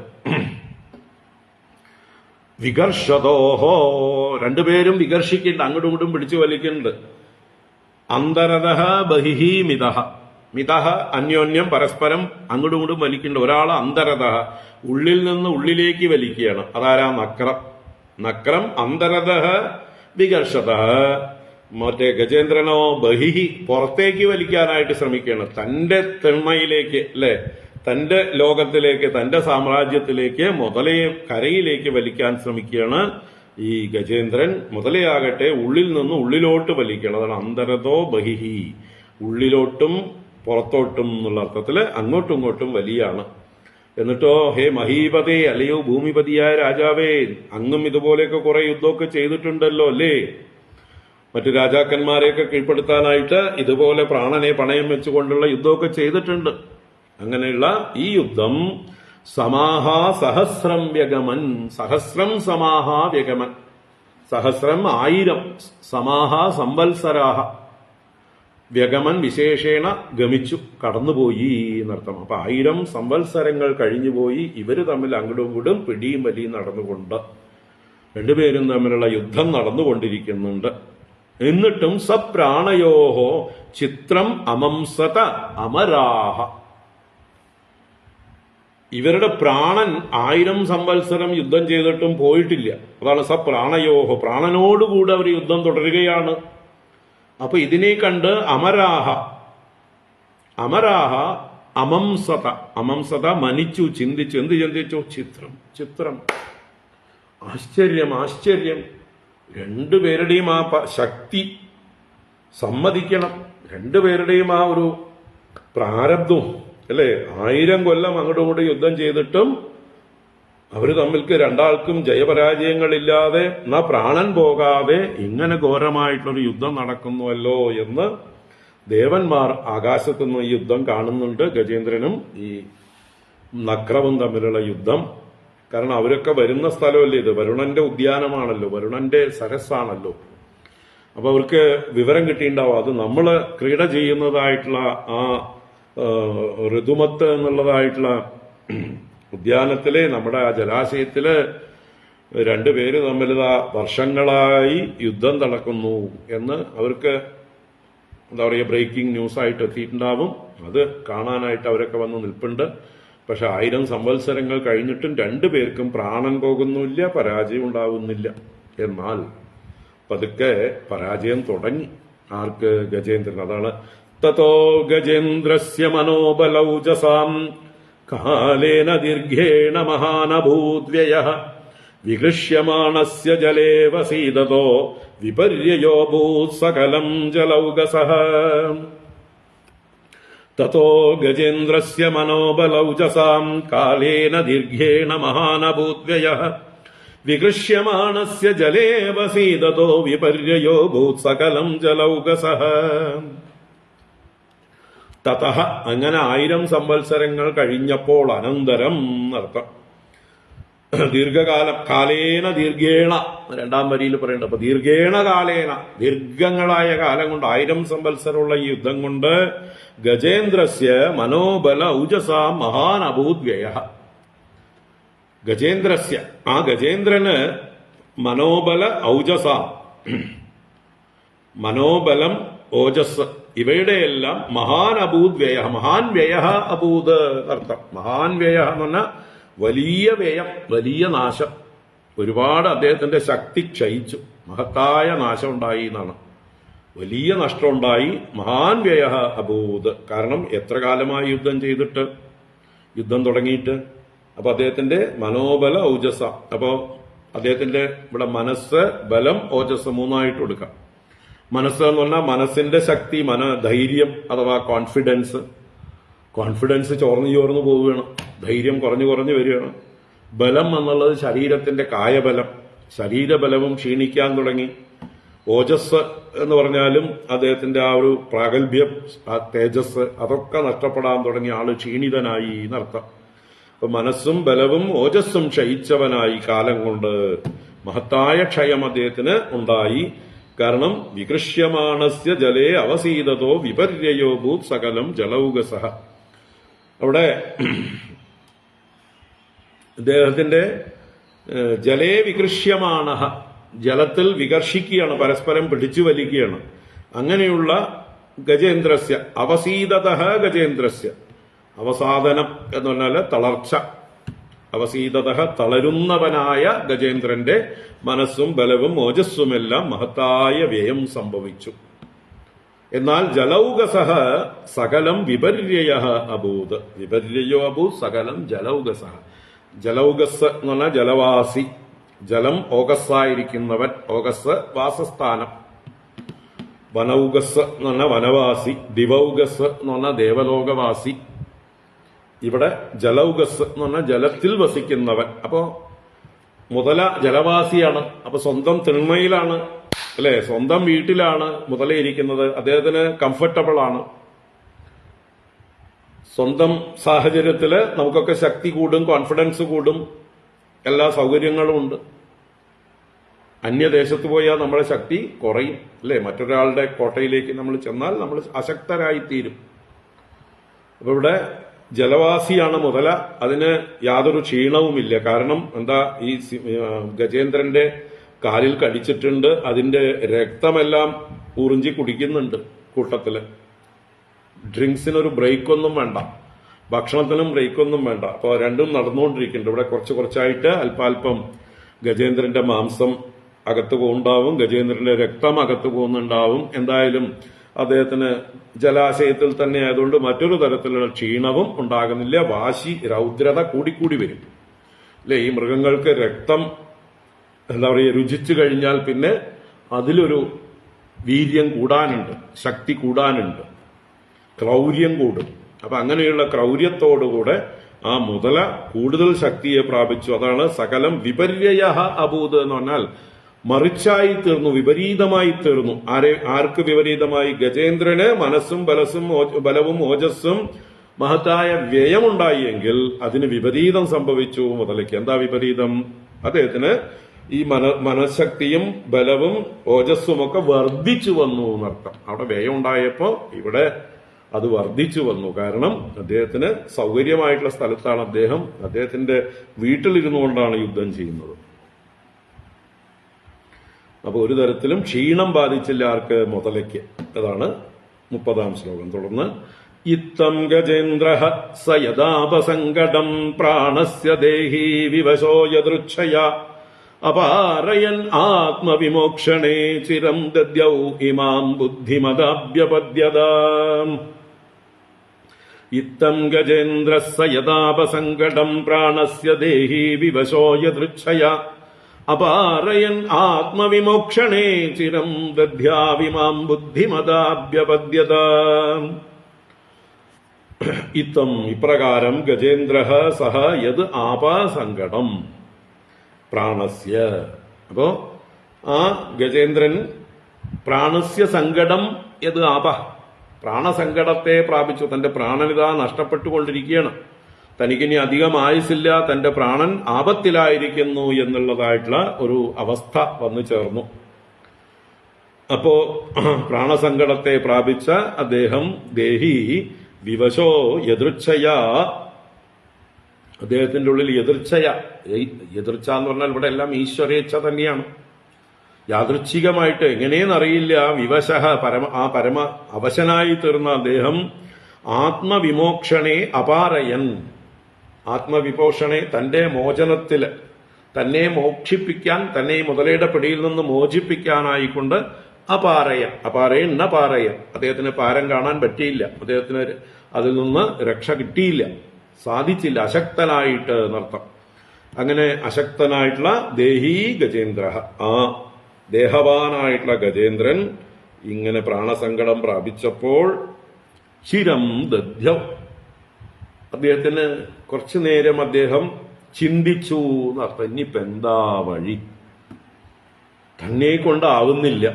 തന്റെ ബന്ധുക്കളൊക്കെ തന്നെ ഉപേക്ഷിച്ച് പോയി കഴിഞ്ഞു.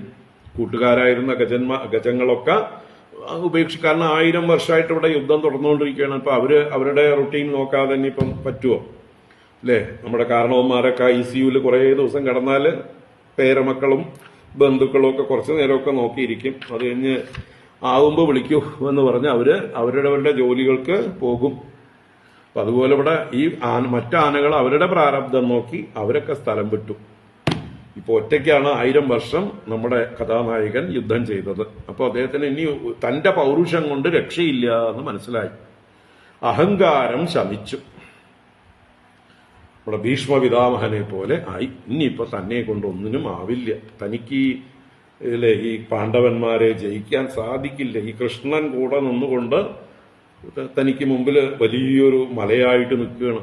അർജുനനെയോ പാണ്ഡവന്മാരെയോ തോൽപ്പിക്കാൻ തനിക്ക് സാധിക്കുന്നില്ല. പിന്നെ ആ കൃഷ്ണന്റെ ഉപദേശങ്ങൾ കുറച്ച് കേട്ട് കാണും. എന്തായാലും തളർന്നു. ഭീഷ്മപിതാമഹൻ മാനസമായി തളർന്ന് യുദ്ധത്തിൽ നിന്ന് തന്റെ മരണം വരിക്കുന്നത് പോലെ ഇവിടെ ഗജേന്ദ്രന്റെ അഹങ്കാരം, പൗരുഷം എല്ലാം അടങ്ങി ശമിച്ചു. ഇനിയിപ്പോ എന്താ ചെയ്യേണ്ടത് എന്ന് അദ്ദേഹം ചിരം ദദ്യൗ ഇമാം, ദദ്യൗ എന്ന് പറഞ്ഞാൽ ധ്യാനം ചെയ്തു എന്നാണ്, ചിന്തിച്ചു എന്നർത്ഥം. അപ്പൊ എന്താ ചിന്തിച്ചത്? അത് ഇമാം ബുദ്ധിം അഭ്യപദ്യത. അങ്ങനെ ചിന്തിച്ചപ്പോൾ ഇമാം ബുദ്ധിം, ഈ ബുദ്ധിയെ അഭ്യപദ്യത പ്രാപിച്ചു. ഇങ്ങനൊരു ബുദ്ധി അദ്ദേഹത്തിന്റെ ഉള്ളില് ഉദിച്ചു വന്നു. അത് പൂർവ്വ സംസ്കാരം കൊണ്ട്. അപ്പൊ ആ പൂർവ്വ സംസ്കാരം അത് വേണ്ടതുപോലെ ഉണരാനായിക്കൊണ്ട് അദ്ദേഹം ഒന്ന് അന്തർമുഖനായി ഒന്ന് ചിന്തിച്ചു, ഇനി എന്താ രക്ഷ എന്നുള്ളത്.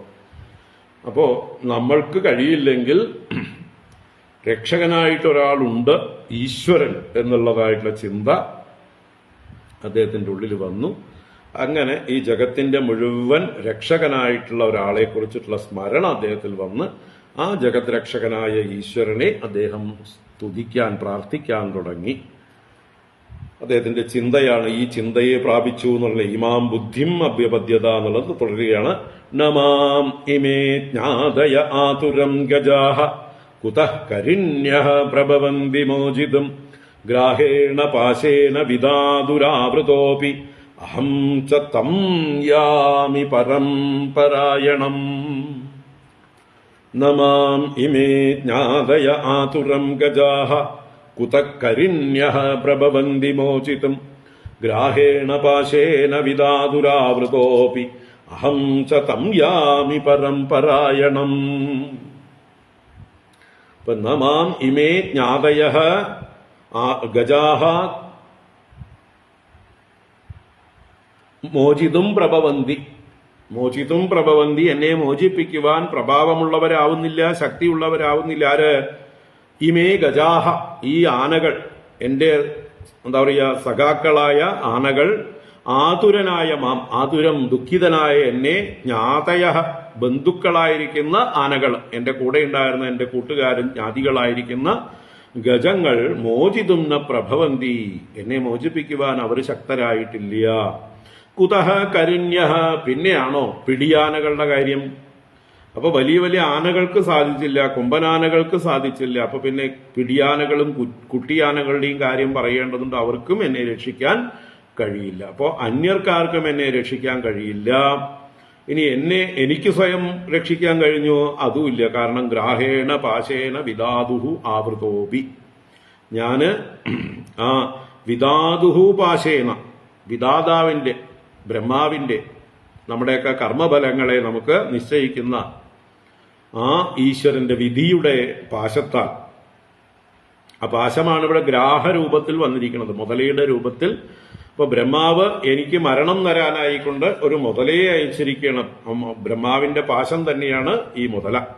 ഇപ്പൊ ഗ്രാഹേണ, ആ മുതലയുടെ രൂപത്തിൽ, ആവൃത അപി, ആ ആവരണം ചെയ്യപ്പെട്ടിരിക്കണു, ആ മുതലയാൽ പിടിക്കപ്പെട്ടിരിക്കണു. മുതലയുടെ പിടിയിലാണ് ഞാൻ, രക്ഷപ്പെടാൻ വഴിയില്ല. എങ്കിലും അഹം, ഇപ്പൊ എനിക്ക് ചെയ്യാൻ പറ്റുന്ന ഒരേ ഒരു കാര്യം ഫിസിക്കലായിട്ടുള്ളതല്ല അത്. പിന്നെയോ പരായണം തം പരം യാമി, യാമി എന്ന് പറഞ്ഞാൽ ഗമിക്കുന്നു, പ്രാപിക്കുന്നു. എന്ത് പ്രാപിക്കുന്നു? ശരണം അർത്ഥം. അപ്പോ അദ്ദേഹം ആരാണ്? പരായണം, പരന്മാർക്ക് അയനമായിരിക്കുന്നവൻ, എല്ലാറ്റിലും ശ്രേഷ്ഠനായവൻ, എല്ലാവരാലും ആശ്രയിക്കപ്പെടുന്നവൻ ആയിട്ടുള്ള തം പരം, ആ പരമനെ, ആ പരമേശ്വരനെ അഹം യാമി, ഞാൻ ശരണം പ്രാപിക്കുന്നു. അപ്പൊ ഈ കൂട്ടുകാരായിട്ടുള്ള ആനകൾക്കോ പിടിയാനകൾക്കോ ഒന്നും എന്നെ രക്ഷിക്കാൻ കഴിയില്ല. എന്റെ ശക്തി കൊണ്ട് എനിക്ക് സാധിച്ചില്ല. ഇനിയിപ്പോ ഒരൊറ്റ ആള് തന്നെ എന്നെ രക്ഷിക്കണം. ആരാണ്? ആ പരമൻ, എല്ലാറ്റിനും ശ്രേഷ്ഠനായിരിക്കുന്ന, ദേവന്മാർക്ക് പോലും നാഥനായിരിക്കുന്ന, എല്ലാവർക്കും ആശ്രയഭൂതനായിരിക്കുന്ന ആ പരമസത്യസ്വരൂപനെ ഞാനിതാ ശരണം പ്രാപിക്കുന്നു. സത്യം പരം ധീമഹി എന്ന് ഇപ്പോഴാണ് അദ്ദേഹത്തിന്റെ ബുദ്ധി നിശ്ചയിച്ചത്. അപ്പൊ അദ്ദേഹം ഏത് ഈശ്വരനെയാണ് ചിന്തിക്കുന്നത്? ആ ഈശ്വരന്റെ ആ ഒരു ലക്ഷണത്തെ പറയണം. യഹ് കശ്ചനേശോ ബലിനോന്ദഘോരഗാദ് പ്രചണ്ഡവേഗാദഭിധാവതോ ഭൃശം ഭീതം പ്രപന്നം പരിപാതി യദ്ഭയാദ് മൃത്യുഃ പ്രജാവത്യരണം തമീമഹി. യഹ് കശ്ചനേശോ ബലിനോന്ദഘോരഗാദ് പ്രചണ്ഡവേഗാദഭിധാവതോ ഭൃശം ഭീതം പ്രപന്നം പരിപാതി യദ്ഭയാദ് മൃത്യുഃ പ്രധാവത്യരണം തമീമഹി. അരണം തം ഈമഹി, തം അരണം ഈമഹി. അരണം എന്നാൽ ശരണം തന്നെ. അപ്പൊ അവനെ ശരണം ഈമഹി. ഈമഹി എന്ന് പറഞ്ഞാൽ ഇണ്, ഗതൗ എന്നുള്ള ധാതു, ഞാൻ പ്രാപിക്കുന്നു, ആ ക്രിയാരൂപമാണ് ഈമഹി. ഞാൻ ഗമിക്കുന്നു, ഞാൻ ശരണം പ്രാപിക്കുന്നു. അരണം ഈമഹി എന്ന് പറഞ്ഞാൽ ശരണം പ്രാപിക്കുന്നു എന്നർത്ഥം.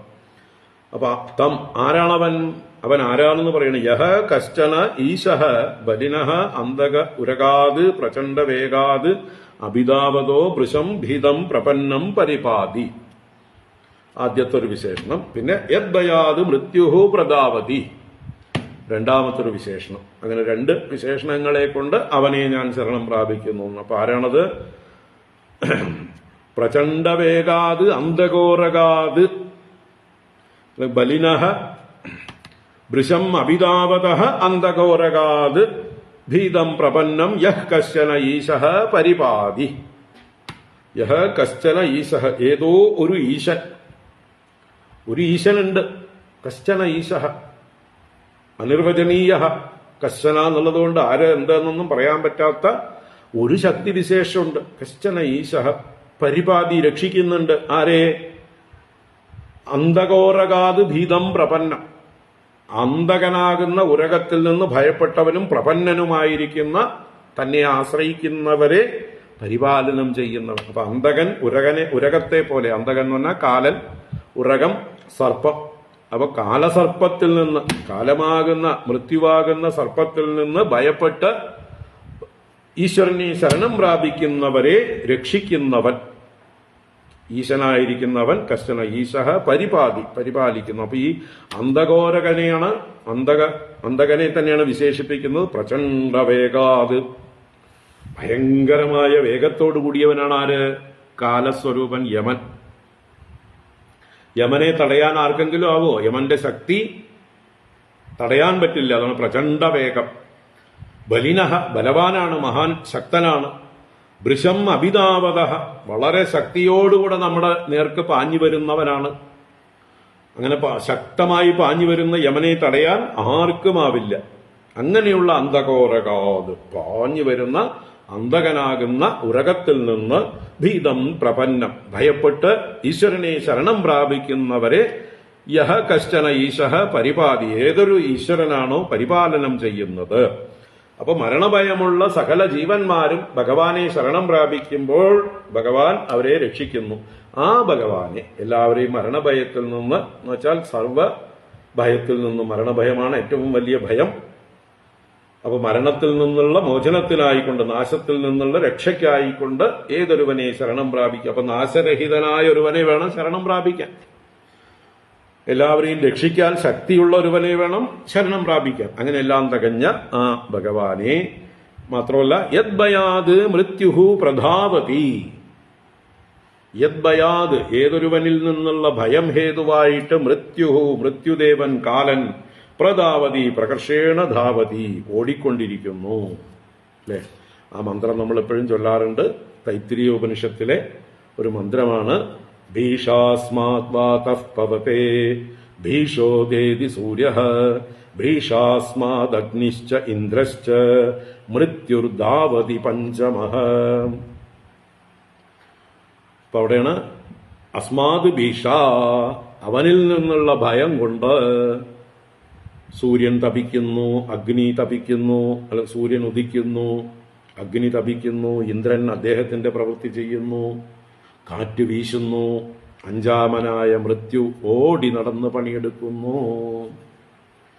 കപിലോപദേശത്തിൽ അതിനെ മറ്റൊരു രീതിയിൽ കപില ഭഗവാൻ അവതരിപ്പിച്ചു. യദ്ഭയാദ്വാദിവാദോയം എന്നൊക്കെയുള്ള വരികളെ കൊണ്ട് പറഞ്ഞു. ആരിൽ നിന്നുള്ള ഭയം കൊണ്ട് കാറ്റ് വീശുന്നു. സൂര്യസ്തപതി യദ്ഭയാത്, സൂര്യൻ ആരെ ഭയപ്പെട്ടുകൊണ്ട് തപിക്കുന്നുവോ എന്നൊക്കെ കപില ഭഗവാൻ പറഞ്ഞു. അത് ഉപനിഷത്താണ്, തൈത്തിരീയ ഉപനിഷത്തിലുള്ളതാണ് ഈ ഭീഷാസ്മാത് വാതഃ പവതേ എന്നുള്ള ആ മന്ത്രം. അപ്പൊ അവിടെ മൃത്യുർധാവതി പഞ്ചമൈതി, ആ മൃത്യു, അഞ്ചാമനായ മൃത്യു ആരെ ഭയപ്പെട്ടുകൊണ്ട് ഓടി നടക്കുന്നുവോ ആണ് മൃത്യുഹു പ്രധാവതി യദ്ഭയാത്, ആരെ ഭയപ്പെട്ട് കാലൻ മൃത്യുദേവൻ ഓടി നടക്കുന്നുവോ തം അരണം ഈമഹി, എന്ന് വെച്ചാൽ ആരെ ശരണം പ്രാപിച്ചാൽ നമ്മൾക്ക് മൃത്യു ബാധിക്കില്ലയോ, മൃത്യു നമ്മുടെ അടുത്തേക്ക് വരില്ലയോ, അവനെ ഞാൻ ശരണം പ്രാപിക്കുന്നു. ആ നിത്യസ്വരൂപനായ സത്യസ്വരൂപനായ സർവശക്തനായ ആ ഭഗവാനെ ഞാൻ ശരണം പ്രാപിക്കും. ഇവിടെ ഭഗവാൻ എന്നൊന്നും പറഞ്ഞില്ല, ഭഗവത് ശബ്ദം ഉപയോഗിച്ചിട്ടില്ല.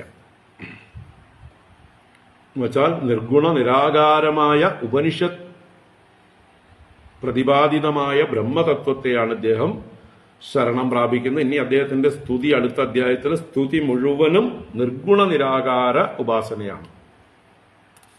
ഒരിക്കൽ പോലും ഏതെങ്കിലും ഒരു ദേവന്റെ നാമം അദ്ദേഹം ഉച്ചരിക്കുന്നില്ല.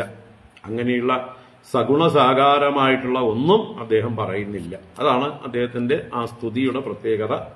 കാരണം അദ്ദേഹം പൂർവ്വജന്മത്തില് അങ്ങനെയുള്ള ഒരു ഉപാസകനായിരുന്നു,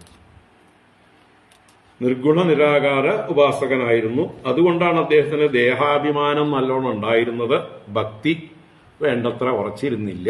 അതുകൊണ്ടാണ് അദ്ദേഹം അഗസ്ത്യൻ വന്നപ്പോൾ മൗനവ്രതം അവലംബിച്ചുകൊണ്ട് അഗസ്ത്യ ഭഗവാനെ, ആ ഗുരുവിനെ ബഹുമാനിക്കാതിരുന്നത്. ദേഹാഭിമാനം കൊണ്ടാണ്, തമോ ഗുണമാണത്. അപ്പോ നിർഗുണ നിരാകാര ബ്രഹ്മ ഉപാസന കൊണ്ടുപോലും അദ്ദേഹത്തിന്റെ തമോ ഗുണം നീങ്ങിയിരുന്നില്ല, അദ്ദേഹത്തിന്റെ ദേഹാഭിമാനം പോയിരുന്നില്ല. അതുകൊണ്ട് ഗർവം കാണിച്ച് ഗുരുവിനെ നിന്ദിച്ചു. അതിന്റെ ഫലമായിട്ടാണ് അദ്ദേഹത്തിന് പിന്നീട് ആനയായി പുനർജന്മം വേണ്ടി വന്നത്, ശാപം കൊണ്ട് എന്ന് പറഞ്ഞാൽ. അപ്പോൾ അദ്ദേഹത്തിന്റെ ആ പൂർവജന്മ സംസ്കാരം, നിർഗുണ നിരാകാരമായ ഈശ്വരഭാവത്തെ അല്ലെങ്കിൽ ആ ഒരു ബ്രഹ്മതത്വത്തെ സ്തുതിക്കുന്ന സ്തുതിയാണ് അടുത്ത അധ്യായത്തിലെ 3/4 ഭാഗവും, ഗജേന്ദ്രസ്തുതി. അത് കഴിയുമ്പോൾ അദ്ദേഹം ആരെയും വിളിച്ചില്ല, പ്രത്യേകം പേരെടുത്തൊന്നും ആരെയും വിളിച്ചില്ല. അപ്പോഴാണ് എല്ലാ പേരിന്റെയും ഉടമസ്ഥനായിരിക്കുന്ന, എല്ലാ ദേവന്മാരുടെയും ആത്മഭൂതനായിരിക്കുന്ന ഭഗവാന് സഹിച്ചില്ല. ഭഗവാൻ ആ ഹരിയായി, അന്നത്തെ താമസമന്വന്തരത്തിലെ അവതാരമൂർത്തിയായ ഹരിയായി ആ ഗജേന്ദ്രന്റെ അടുത്തേക്ക് പാഞ്ഞു ചെല്ലുന്ന രംഗം അടുത്ത അധ്യായത്തിലെ അവസാന ഭാഗത്താണ്. നമുക്കത് നാളെ തുടരാം. ഇന്നിവിടെ നിർത്താം. ഓം ഹരി ഓം. ഇത് ശ്രീമദ്ഭാഗവതേ മഹാപുരാണേ പാരമഹംസ്യാം സംഹിതായാം അഷ്ടമസ്കന്ധേ ദ്വിതീയോऽധ്യായഃ. സർവത്ര ഗോവിന്ദനാമ സങ്കീർത്തനം. ഗോവിന്ദ ഗോവിന്ദ. നാരായണാഖില ഗുരോ ഭഗവൻ നമസ്തേ. നാരായണാഖില ഗുരോ ഭഗവൻ നമസ്തേ. നാരായണാഖില ഗുരോ ഭഗവൻ നമസ്തേ.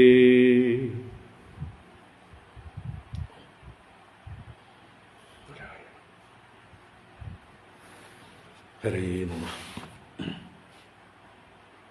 നാളെ രാവിലെ സാധാരണ പോലെ 11 മണിക്ക് തുടരാം. ഹരി ഓം.